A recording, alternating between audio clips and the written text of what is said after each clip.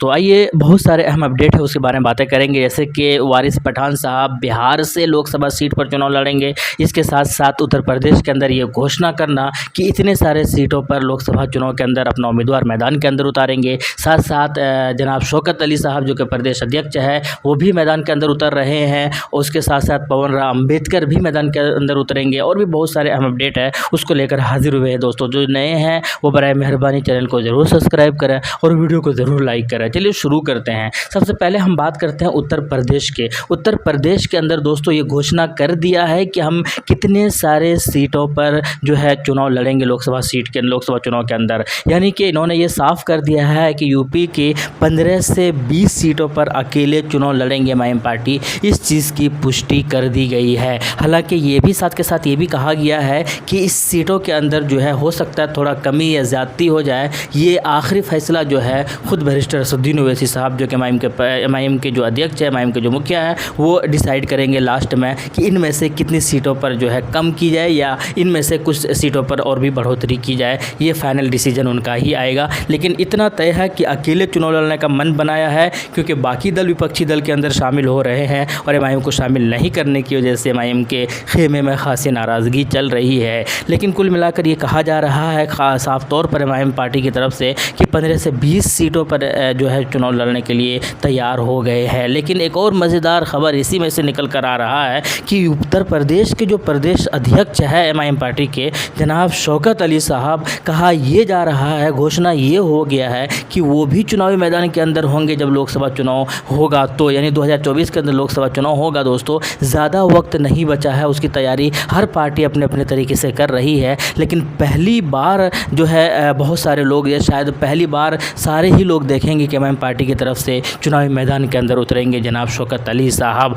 अब कितनी सफलता मिलेगी ये तो खैर आने वाले वक्त में ही पता चलेगा। लेकिन इसके साथ साथ पवन राव अम्बेडकर जो कि एक बड़े नेता है उत्तर प्रदेश के अंदर एमआईएम पार्टी से, वो भी जो है चुनावी मैदान के अंदर उतरेंगे लोकसभा चुनाव के अंदर। यानी आप समझ सकते हैं कि एमआईएम के जो पद पर है बड़े बड़े दिग्गज लोग हैं वो जो है मैदान के अंदर उतर रहे हैं। लोकसभा चुनाव जब होगा 2024 के अंदर, तो इससे पहले भी जो है बिहार के अंदर जो है अख्तरुल ईमान साहब जो प्रदेश अध्यक्ष है वो भी चुनावी मैदान के अंदर उतर रहे हैं। तो खैर कुल मिलाकर ये एक शायद उत्तर प्रदेश एक बहुत बड़ी खबर है, बहुत बड़ी न्यूज़ है। दोस्तों याद रहे हाल ही में जो है निकाय चुनाव हुआ था और उस निकाय चुनाव के अंदर एमआईएम की प्रदर्शन काफ़ी शानदार रही थी। मोर देन 80 सीट जो है इनके हिस्से में गई थी और 80 सीटों पर जीत से इनका मनोबल जो है वो ज़रूर बढ़ा था और जोश और हौसला भी बढ़ा था। और इसी वजह से साफ ये कहा जा रहा था कि सपा और कांग्रेस के जो चाहने वाले लोग, मुस्लिम वोटर्स खास करके जो है वो शिफ्ट हो रहे हैं और बहुत सारे हो गए हैं एमआईएम पार्टी की तरफ से। इसी वजह से इनका मनोबल जो है सातवें आसमान पर है। इसी वजह से ये जो है लोकसभा चुनाव के अंदर इतने सारे सीटों पर अपना उम्मीदवार बनाने का या अपना उम्मीदवार उतारने का प्लान बना रहे हैं। और साथ के साथ पवन राव अम्बेडकर जैसे नेता, जनाब शौकत अली साहब जो कि प्रदेश अध्यक्ष है, वैसे नेता जो है वो मैदान के अंदर आ रहे हैं, लीड करेंगे और सबको जो है आगे की ओर ले जाने की कोशिश भी करेंगे। साथ साथ एक और बड़ी खबर निकल कर आ रही है दोस्तों, वो ये है कि वारिस पठान साहब के बारे में बातें काफ़ी ज़ोरों शोरों के साथ निकल रही है कि वो जो है बिहार से चुनाव लड़ेंगे और बिहार के अंदर जो पूर्णिया लोकसभा सीट है उससे जो है वहाँ से लोकसभा चुनाव के अंदर जो है वो मैदान के अंदर उतरेंगे और जीत हासिल करेंगे। याद रहे कि वारिस पठान साहब जो है 2014 के अंदर महाराष्ट्र के अंदर जब विधानसभा चुनाव हुआ था, बायसुला विधानसभा से, वहाँ से इन्होंने चुनाव लड़ा था और उस वक्त जो है इनकी जीत भी हुई थी 2014 के अंदर। लेकिन जब 2019 के अंदर फिर से चुनाव हुआ महाराष्ट्र के अंदर, तो ये इनका वोटों का जो परसेंटेज है वो ज़रूर बढ़ा था 2019 के अंदर 2024 के कंपेरेटिवली। लेकिन जो है इनकी हार हुई थी और शिवसेना की जीत हुई थी। लेकिन अब बातें ये निकल कर आ रही है कि पूर्णिया से ये लोकसभा सीट पर चुनाव लड़ेंगे। हालांकि इसकी ऑफिशियली कोई पुष्टि नहीं की गई है, हो सकता है कि ये सिर्फ बातें ही चल रही हो। लेकिन अगर ऐसा होता है, फ़र्ज़ करो अगर ऐसा होता है, तो इनकी जीत होगी या हार होगी ये कहना थोड़ा सा मुश्किल है। क्योंकि वो जो पूर्णिया के अंदर जो एक अमूर विधानसभा है, वहाँ से खुद बिहार के जो प्रदेश अध्यक्ष है जनाब अख्तरुल ईमान साहब, वो वहाँ के विधायक है। करंटली प्रेजेंट में वो वहीं के विधायक है, वहीं से वो चुनाव लड़े थे और उनकी जीत भी हुई थी, रिकॉर्ड मतों के साथ उनकी जीत हुई थी। लेकिन जब 2024 के अंदर लोकसभा चुनाव होगा तो वो वहाँ पूर्णिया से नहीं बल्कि वो किशनगंज के सीट से चुनाव लड़ेंगे, क्योंकि पिछले बार 2019 के अंदर भी जब लोकसभा चुनाव हुआ था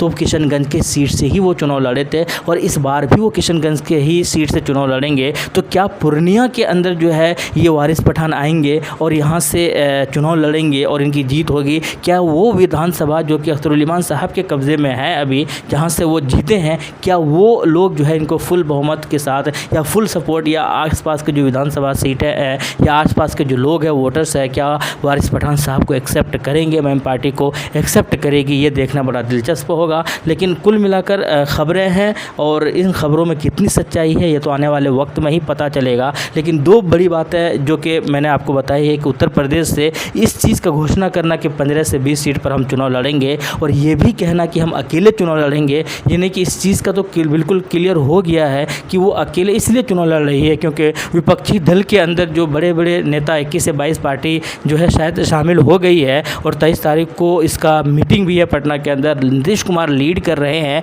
और एमआईएम पार्टी को नहीं बुलाया गया है। केसीआर जो कि तेलंगाना के जिनकी हुकूमत है वो शायद खासे नाराज़ है मुख्यमंत्री प्रधानमंत्री के चेहरे को लेकर, क्योंकि नीतीश कुमार को माना जा रहा है कि नीतीश कुमार ही जो है विपक्षी दल का चेहरा होगा, पीएम का जो चेहरा, प्रधानमंत्री का जो चेहरा होगा वो नीतीश कुमार ही होंगे। और वहाँ पर जो है एमआईएम को ये कहकर नहीं बुलाना कि एमआईएम जो है सेकुलर पार्टी नहीं है, वो बीजेपी के लिए ही काम कर रही है, बीजेपी के लिए काम करती आ रही है, इससे थोड़ा सा नाराज़गी ज़रूर चल रही है। और अब एक और फार्मूला भी तय किया है इन्होंने, वो ये है कि जहाँ जहाँ पर विपक्षी दल ने ये फार्मूला तय किया है कि जहाँ जहाँ पर बीजेपी नेता या बीजेपी की कैंडिडेट होंगे लोकसभा चुनाव के अंदर, वहाँ से उन सारे विपक्षी दल की तरफ से सिर्फ एक ही उम्मीदवार होगा, बाकी दूसरी पार्टी के उम्मीदवार नहीं होंगे। अब मज़े की बात यह है कि क्या किशनगंज के अंदर एमआईएम जब सामने होंगे तो क्या वो अपना उम्मीदवार भी सामने उतारेंगे बीजेपी के सामने, और फिर क्या सिचुएशन बनेगा? ये बहुत